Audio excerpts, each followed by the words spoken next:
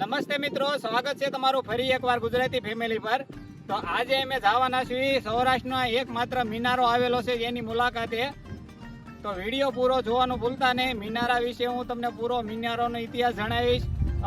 મિનારો કેટલો જૂનો છે અને એનો ઇતિહાસ શું છે, એનો પૂરો ઇતિહાસ વિડીયોમાં તમને આગળ ડિટેલથી જણાવીશ.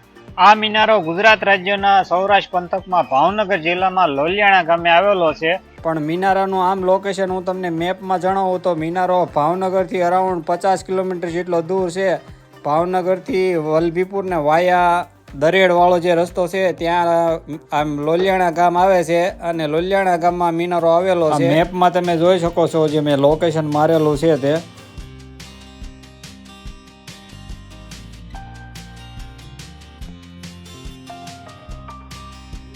તો અમે અમારા ગામથી નીકળી ગયા છીએ. અમારા ગામના દ્રશ્યો છે અને મારા ગામથી તો લોલિયાણા લગભગ 4 કિલોમીટર જેટલું દૂર છે. તો અમે જલ્દી ફટાફટ પહોંચી જઈશું અને અમારા ગામની સ્કૂલ છે.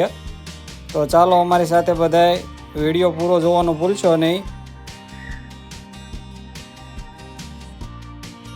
અને આજે મારી સાથે મિનારો જોવા માટે ઘણા બધા લોકો આવેલા છે. તે બધા છે, તમે વિડીયોમાં જુઓ. આ મારો ભત્રીજો ગાડી ચલાવે છે ને પાછળ પણ બધા હું બેઠો છું ને મારા બે ભત્રીજા ને જીલ બેઠો છે. અને આ રાહુલભાઈ ગાડી આજે ચલાવે છે. જો કે આમ તો એ શીખી રહ્યા છે ડ્રાઇવિંગ, પણ આગળ ચેતન બેઠો છે એટલે કાંઈ મૂંઝાવા જેવું છે નહીં. આજનું વાતાવરણ બહુ સરસ છે કારણ કે કાલે બહુ સારો વરસાદ પડ્યો હતો ને વાડિયું જે છે તે મારા ગામની છે. અમે ધીમે ધીમે નીકળી ગયા છીએ અને આજે હવે ગામ આવી ગયું છે. તે નવા ગામ લોલિયાણા છે. લોલિયાણા તો અહીંથી 1 કિલોમીટર જ દૂર છે અને આ જે છે તે નવા ગામ છે.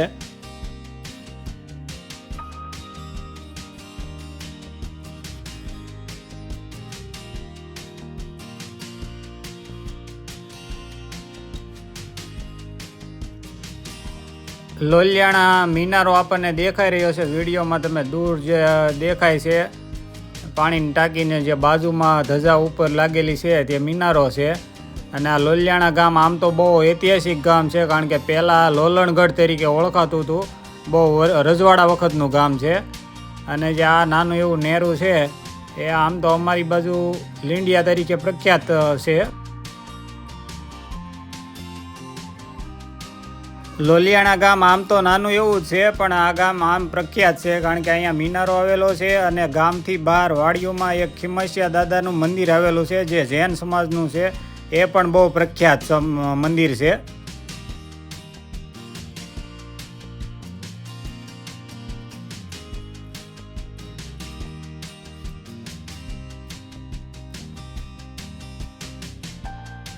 તો દોસ્તો અમે મિનારે પહોંચી ગયા છીએ. આ મિનારો જે છે એ આશરે 400 વર્ષ જૂનો છે અને સૌરાષ્ટ્રમાં એકમાત્ર મિનારો છે. અને એની હાઇટ 100 ફૂટ જેટલી ઊંચી છે અને એના ઉપરના 2 માળ પડી ગયેલા છે ભૂકંપમાં. તો ચાલો મિનારો હવે ઉપર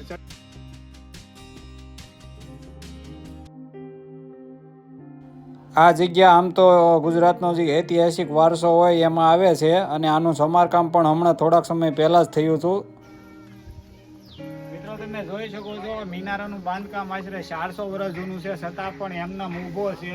અને બાંધકામ જૂના બાંધકામ જે છે એનું તમે આ બાંધકામ જે એટલા વ્યવસ્થિત રીતે થતા કે વર્ષોના વર્ષો વીયા જાય છતાં એને કાંઈ થતું નહીં. એનું આ ઉદાહરણ તમે જોઈ શકો છો. મિનારાની ફરતી ચારે બાજુ હવાબારીઓ મૂકેલી છે. 3 બાજુ 4 બારી મૂકેલી છે ને એક સાઈડ જે ચડવાનું છે રસ્તો એ સાઈડ 5 બારી મૂકેલી છે. એટલે હવામાં જ્યારે આપણે મિનારો ચડતા હોય ત્યારે કોઈ પણ જાતની તકલીફ ન પડે. અને જે આમ અહીંયા પહેલા ગેટ બનાવેલો હતો, અત્યારે હાલ તો ગેટ નથી. અને જે પગથિયાનું બાંધકામ થોડું ઘણું જર્જરિત થઈ ગયું હતું એનું સમારકામ થઈ ગયેલું છે. અને જે આ મિનારો છે એ આમ તો આનું જો ડેવલપ થાય ગુજરાત ટુરિઝમ દ્વારા તો આ એક ઐતિહાસિક સ્થળ છે અને ફરવાલાયક સ્થળ પણ બની શકે તેમ છે. અને લોકોનું આકર્ષણનું કેન્દ્ર પણ બની શકે છે કારણ કે બહુ પૌરાણિક જગ્યા છે. આશરે 400 વર્ષ જૂની જગ્યા છે અને બહુ સૌરાષ્ટ્રમાં એક જ માત્ર મિનારો છે. આ એક જ છે. આ મિનારો જે છે એ લોલિયાણા ગામમાં આવેલો છે. લોલિયાણા ગામ જે છે તે પહેલાં લોલણગઢ તરીકે ઓળખાતું અને અત્યારે એના મિનારાના અમે કેમ્પસમાં ઉભેલા છીએ. જે ગ્રાઉન્ડ છે અને આ એક નાનો એવો કુંડ પણ બનેલો છે. અત્યારે તો એનો યુઝ થતો નથી કારણ કે આ બહુ જૂનું છે. આ જે મિનારો છે તે બે ભાઈ બહેનના પ્રેમની નિશાની છે. આશરે 400 વર્ષ પહેલાં જે બે ભાઈ બહેન રહેતા હતા, જે બાળપણમાં માતા પિતાની છત્રછાયા ગુમાવ્યા પછી બંને એકબીજાની સાથે રહેતા અને બંને વચ્ચે એટલો પ્રેમ ભાવ કે બંને એકબીજાને જોયા વગર ખાતા પણ નહીં.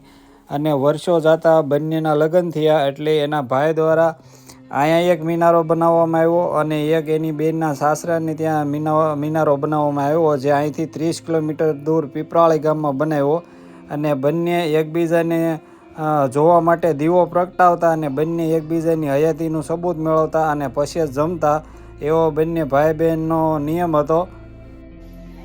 તો ચાલો એની મુલાકાત લઈને ઉપર ચડીએ. તો અમે મિનારની અંદર આવી ગયા છીએ ને દાદર ચડવા માંડ્યા છીએ. આમ તો દાદર સાવ નાના નાના છે, 2 જણા આમ સામે જો થયા હોય તો ક્રોસ થવામાં તકલીફ પડે.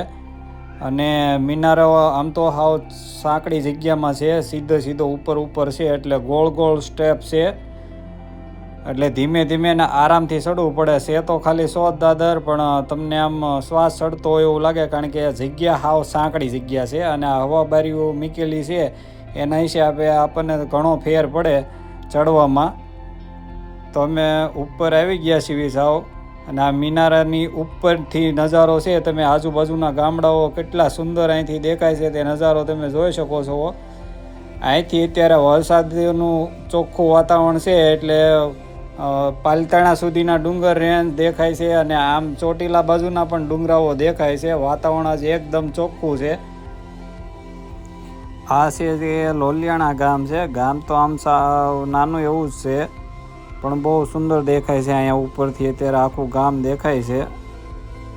આખા મિનારાનું બાંધકામ પથ્થરથી કરવામાં આવેલું છે અને મિનારામાં ટોટલ 100 દાદર છે ને મિનારાની વચ્ચોવચ એક પિલર છે, જેમાં પિલરથી દાદર ઊભા કરવામાં આવે છે. વચ્ચોવચ દાદર છે અને મિનારાની ચોડાઈ આમ તો 4 થી 5 ફૂટ જેટલી ચોડાઈ છે.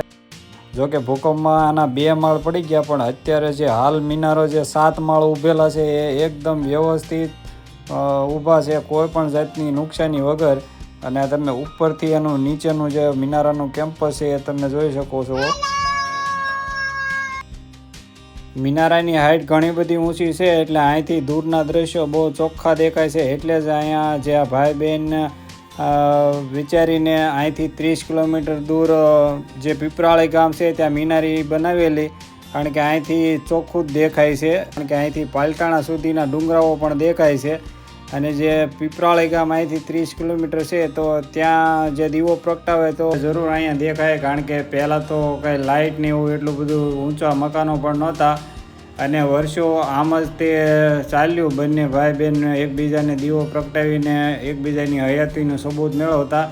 વર્ષો જતાં એકવાર એના ભાઈને બહાર ગામ જવાનું થયું તો એનો ભાઈ બીજા કોઈને દીવો પ્રગટાવવાનું કહીને ગયેલો, પણ એના દ્વારા દીવો પ્રગટાવ્યો નહીં એટલે એની બેને મોડી રાત સુધી વાટ જોઈ, પણ છતાં પણ દીવો ન થયો એટલે એની બેને ત્યાં મિનારી પરથી નીચે પડીને તેનો જીવ દીધો.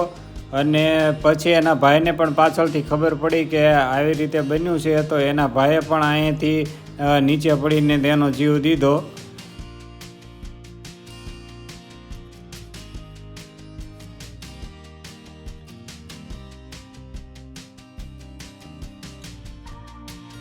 છે વિડીયોમાં તમને આમ તો નહીં દેખાય, પણ અહીંથી ઘેલો નદી પણ દેખાય છે અને ઘેલો નદીમાં અત્યારે પાણી બહુ સુંદર જઈ રહ્યું છે. ઘેલો નદી આમ તો ઘેલા સોમનાથથી આવે અને જે આગળ જઈને ભાવનગર અરબ સાગરમાં મળી જાય દરિયામાં.